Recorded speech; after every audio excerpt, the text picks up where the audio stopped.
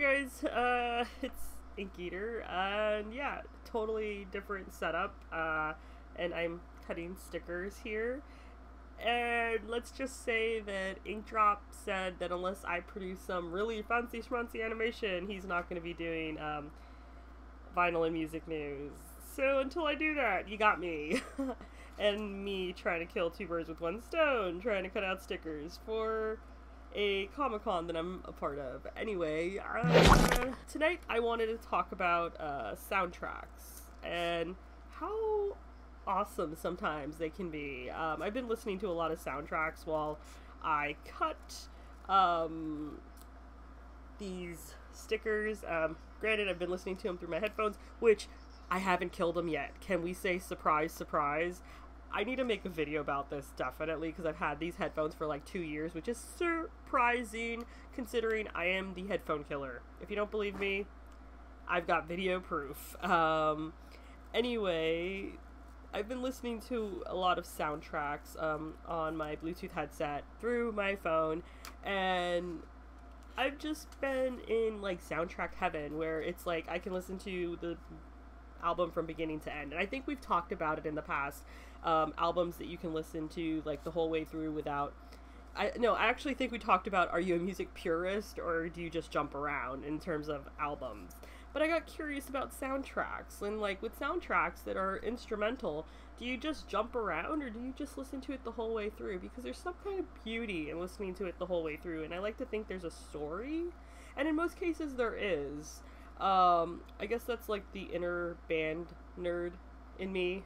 Anyway, if you didn't know, fun fact, I played the clarinet in middle school and high school, and I grew to hate the Titanic soundtrack, considering that was what our, one of our recitals was that we had to do. Not recital, I forget what it was called, where we basically competed, a competition, I guess.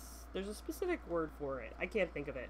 But I played clarinet, and we had to do a few songs from Titanic, which at the time, when it was coming out, it was big, and it was really, really difficult, and it was kind of like high school level, and we were in middle school, and we spent, I think, I want to say like a year or a year and a half learning that music, and it's just kind of like nails on a chalkboard. So I can understand if you don't like soundtracks, but I recently was listening to one, only because I had, what was it, The Fountain, and it was only because I had seen the movie, and the movie was beautiful. It was very, like, serene, space-like movie, which didn't relate to space, but it was just very peaceful, very zen, and I was curious about the soundtrack, you know, whether it was like a mixture of artists or it was just instrumentation. And I was surprisingly surprised that it was instrumentation, and I was like, oh wow, this is really cool.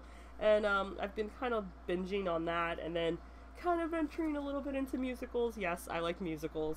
Anyway, that kind of got me thinking though, what are some of your guys' favorite soundtracks? Mine would have to be the Wrath of Khan soundtrack. I think it's John Williams who's the composer on that, and then a lot of the guy who does Tim Burton's stuff that I'm failing to name right now. Anyway, I'm kind of tired and delirious from cutting all of these stickers.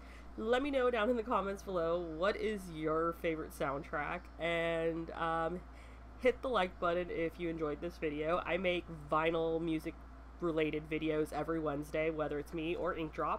And if you want to keep up, definitely subscribe. And yeah, see ya. Bye. Whatever it is that you believe you're seeing, it's not real. Seeing things before they happen.